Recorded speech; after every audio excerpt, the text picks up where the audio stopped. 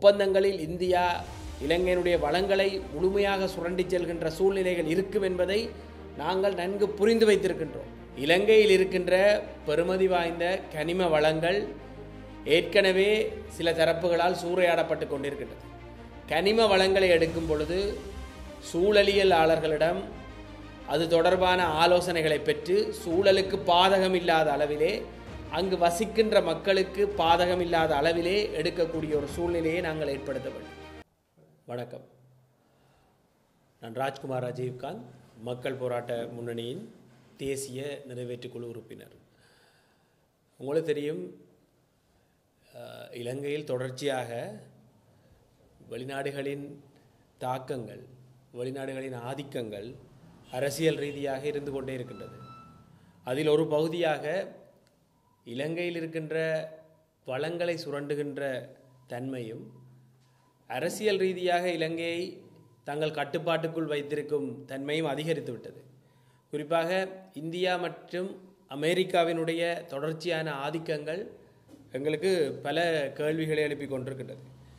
குறிப்பாக அமெரிக்காவினுடைய இந்த செயற்திட்டம், அவர்களுடைய இந்த நிகழ்ச்சி நிரல், ஏற்கனவே எங்களுடைய தோழர் துமிந்த நாகமுவ சுட்டி காட்டியது போல, அமெரிக்கா இன்று இலங்கையில் இருக்கின்ற அரசியல் தலைவர்களை எப்படியெல்லாம் சந்திக்கின்றார்கள், அவர்களுடைய நிகழ்ச்சி நிரல் ஒவ்வொன்றாக நாங்கள் பார்க்கும் பொழுது இலங்கையில் இருக்கின்ற அரசியல் பிரச்சனைகளில் தாங்கள் எந்தளவு தூரம் ஒரு பங்காளிகளாக இருக்க வேண்டும், அரசியல் பிரச்சனைகளில் எப்படியான தலையீடுகளை செய்ய வேண்டும், இலங்கையில் என்னென்ன வகையான அரசியல் இருக்க வேண்டும் என்கின்ற விடயங்களை தீர்மானிக்கின்ற ஒரு சக்தியாக, முழுமையாக இலங்கையில் அத்தனை விடயங்களிலும் பாதுகாப்பு உட்பட தலையீடு செய்ய வேண்டிய தேவை அவர்களுக்கு இருக்கின்றது என்பதை திட்ட தெளிவாக நாங்கள் இங்கு புரிந்து கொள்ளக்கூடியதாக இருக்கின்றது. இலங்கை என்கின்ற இறைமை இருக்கின்ற நாட்டிலே இப்படியான தலையீடுகளை மேற்கொள்ள கூடியதாக இருக்கின்றது என்பதை கேள்வி எழுப்ப வேண்டிய ஒரு அரசு அவர்களுக்கான சகல இடங்களையும் விட்டு கொடுத்து, அவர்களுடைய ஒவ்வொரு ஆதிக்கத்திற்கும் பதிலெதையும் கூறாமல் அதற்கு இசைந்து போகின்ற தன்மையை நாங்கள் பார்க்கக்கூடியதாக இருக்கின்றது.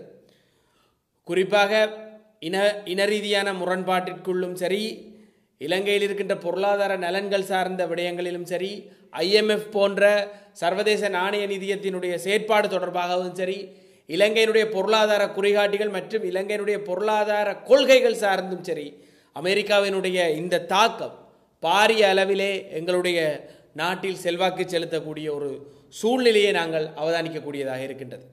எனவே இந்த சூழ்நிலைகளை நாங்கள் இப்படியே கணக்கெடுக்காமல் விடும் பட்சத்தில், இலங்கை என்கின்ற இறைமை உள்ள நாட்டில் இந்த இறைமை என்கின்ற வசனத்தை நாங்கள் அகற்றிவிட்டு இறைமையற்ற ஒரு நிலைக்கும், மக்களை இன்னொரு நாட்டிற்கு, வளங்களை இன்னொரு நாட்டிற்கு விற்கின்ற ஒரு சூழ்நிலைக்கும் நாங்கள் தள்ளப்படுவோம் என்பதை இந்த இடத்தில் நான் சுட்டிக்காட்ட விரும்புகின்றேன். அது மட்டுமன்றி, உங்களுக்கு தெரியும், இந்தியா தொடர்ச்சியாக இலங்கையை ஏதோ ஒரு வழியில் ஆக்கிரமிப்பதற்கான தனது வேலை திட்டத்தை தொடர்ச்சியாக செய்து வருகின்றது. இலங்கையில் இருக்கின்ற பெறுமதி வாய்ந்த கனிம வளங்கள் ஏற்கனவே சில தரப்புகளால் சூறையாடப்பட்டு கொண்டிருக்கின்றது. கனிம வளங்களை எடுக்கும் பொழுது சூழலியலாளர்களிடம் அது தொடர்பான ஆலோசனைகளை பெற்று சூழலுக்கு பாதகமில்லாத அளவிலே, அங்கு வசிக்கின்ற மக்களுக்கு பாதகமில்லாத அளவிலே எடுக்கக்கூடிய ஒரு சூழ்நிலையை நாங்கள் ஏற்படுத்த வேண்டும். உங்களுக்கு தெரியும், புல்மோட்டை என்கின்ற இடத்தில் திருகோணமலையில் இருக்கக்கூடிய இல்மனைட் சார்ந்த ஏனைய கனிம வளங்களும் இல்மனைட்டும் பாரிய அளவிலே இன்று அகலப்பட இருக்கின்றது. பாரிய அளவிலே இந்தியாவினால் எடுத்துச் செல்லப்பட இருக்கின்றது. இந்தியாவிலிருந்து ஏற்கனவே வருகை தந்திருக்கின்ற சில தனியார் கம்பெனிகள் இது தொடர்பான ஆராய்ச்சிகளில் ஈடுபடுவதற்கான அடிப்படை வேலை திட்டங்களை ஆரம்பிப்பதற்கான அந்த பூர்வாங்க பணிகள் என்று முடக்கிவிடப்பட்டிருக்கின்றது. இதனுடைய விளைவுகள் என்ன ஆகும், இது எப்படியான தாக்கங்களை எங்களுக்கு ஏற்படுத்தும் என்பதை நான் சொல்லி இந்த அரசாங்கம் தெரிந்து கொள்ள தேவையில்லை. ஏனென்றால் உங்களுக்கு தெரியும், இந்த நாட்டிற்கு சொந்தமில்லாத ஒரு தரப்பு இந்த நாட்டில் இருக்கக்கூடிய மிக பெருமதியான கனிம வளங்களை எடுக்க அவர்களுக்கான தாராள வசதிகளை நாங்கள் செய்து கொடுக்கும் பட்சத்தில் அவர்கள் இலங்கையினுடைய எதிர்காலம் கருதியோ அல்லது அந்த பிரதேசத்தில் இருக்கின்ற மக்களின் நலன் கருதியோ அல்லது சூழல் நலன் கருதியோ செயற்பட போவதில்லை. அவர்கள் குறிப்பிட்ட அளவிற்கு அப்பால், சூழலுக்கு தாக்கம் செலுத்துகின்ற அளவிற்கு அப்பால் சென்று மிக மோசமான சுரண்டல்களில் ஈடுபட போகின்றார்கள். இதனால் எங்களுக்கும் எங்களுடைய வளங்களுக்கும் சூழலுக்கும் மிக பாரிய ஒரு பாதிப்பு ஏற்பட போகின்றது என்பதை நாங்கள் முன்னெச்சரிக்கையாக கூறி வைக்க விரும்புகின்றோம். இதன் காரணமாகத்தான் இந்தியாவோடு செய்யப்படுகின்ற உடன்படிக்கைகள், புரிந்துணர்வு உடன்படிக்கைகள், ஒப்பந்தங்கள் மக்களுக்கு வெளிப்படுத்தப்பட வேண்டும் என்பதை நாங்கள் தொடர்ச்சியாக வலியுறுத்தி வருகின்றோம். ஏனென்றால் ஒப்பந்தங்களில் இந்தியா இலங்கையினுடைய வளங்களை முழுமையாக சுரண்டி செல்கின்ற சூழ்நிலைகள் இருக்கும் என்பதை நாங்கள் நன்கு புரிந்து வைத்திருக்கின்றோம். எனவேதான் சில விடயங்களில் திட்ட தெளிவாக மக்களுக்கு முழுமையான வெளிப்படுத்தல் இருக்கும் பட்சத்தில் தான் அதனை மக்களினூடாக நாங்கள் எதிர்த்து அந்த நடவடிக்கைகளை நிறுத்த முடியும் என்பதை நான் இங்கு சுட்டிக்காட்ட விரும்புகின்றேன். அது மட்டுமல்ல, உங்களுக்கு தெரியும், இஸ்ரேலினுடைய கொடூரமான இன அழிப்பு இன்று காசாவில் இடம்பெற்று கொண்டிருக்கின்றது. பலஸ்தீனிய மக்கள், அங்கிருக்கின்ற சிறுவர்கள் கொடூரமாக கொல்லப்பட்டு கொண்டிருக்கின்றார்கள். இந்த கொலைக்களம் இன்று இரத்த ஆறு ஓடிக்கொண்டிருக்கும் இந்த நிலையில் அங்கு ஒரு யுத்த நிறுத்தம் ஒன்று நிச்சயமாக இடம்பெற வேண்டும் என்று அனைத்து தரப்பும் விரும்புகின்ற இந்த சூழ்நிலையில் கூட தன்னுடைய வீட்டோ அதிகாரத்தை பயன்படுத்தி அந்த யுத்த நிறுத்த உடன்படிக்கைக்கு முற்றுப்புள்ளி வைத்திருக்கின்றது அமெரிக்கா.